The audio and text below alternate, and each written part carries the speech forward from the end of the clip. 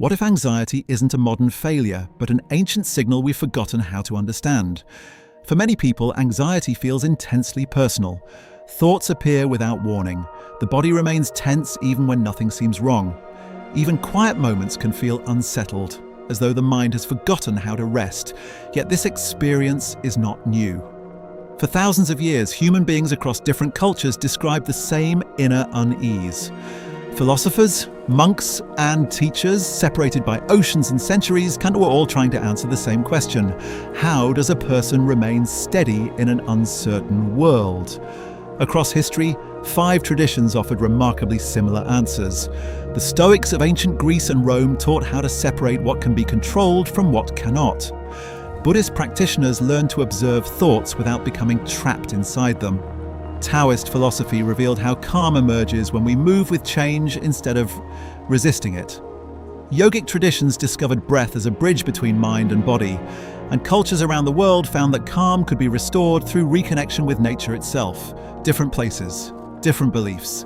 Yet again and again, humanity arrived at the same insights. Much of what we'll explore here also forms the foundation of the book You're Not Broken, You're Overwhelmed, where these ancient perspectives are brought together with modern psychology and neuroscience to explain why overwhelm happens and how we move from constant survival toward a sense of safety. But first, let's begin where these ideas were written with striking clarity: ancient Greece and Rome. The Stoic philosophers lived in uncertain times. War, illness, exile, and loss were ordinary realities. Yet thinkers such as Epictetus, Seneca, and Marcus Aurelius developed a calm and practical understanding of distress. They noticed that anxiety grew when people tried to control outcomes beyond their influence: reputation, the future, or the actions of others. The Stoics made a simple distinction. Some things belong to us, and many things do not. Our actions belong to us. Our judgments belong to us.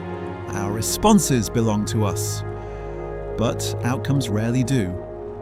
Marcus Aurelius reminded himself daily that peace does not come from controlling events, but from guiding one's response to them. When attention returns to what can actually be done in the present moment, the mind often becomes quieter. The Stoics did not remove uncertainty. They learned how to stand calmly within it.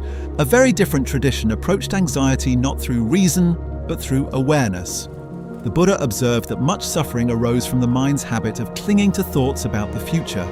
The mind predicts constantly, rehearsing possibilities and reacting emotionally to events that have not yet occurred.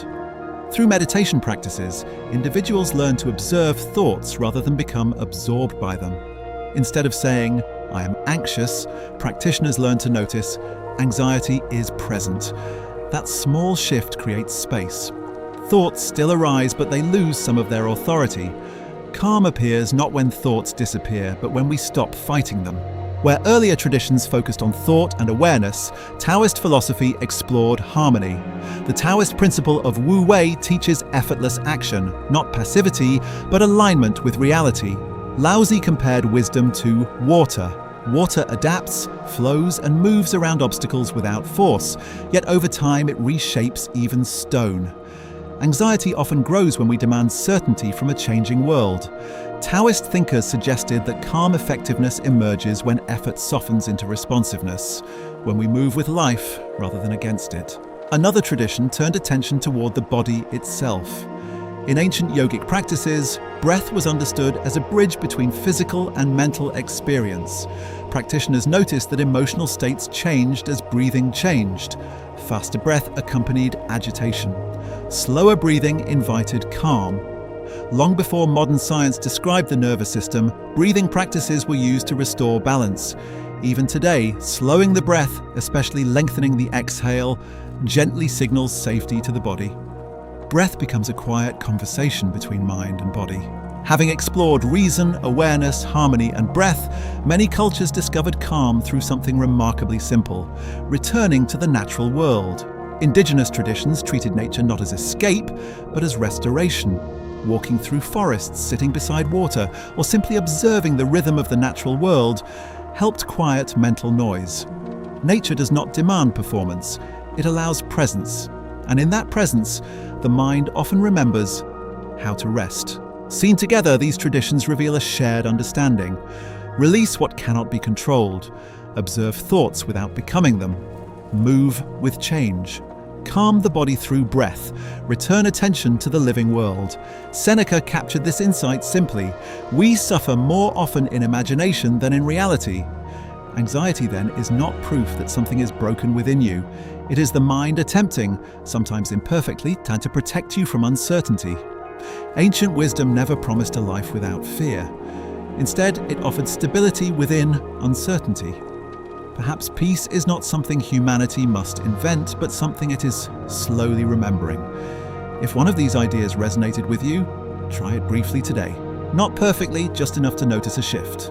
And if you'd like to explore these ideas more deeply, the book, You're Not Broken, You're Overwhelmed, continues this journey, combining the wisdom of great thinkers with modern psychology to help move from survival toward genuine safety.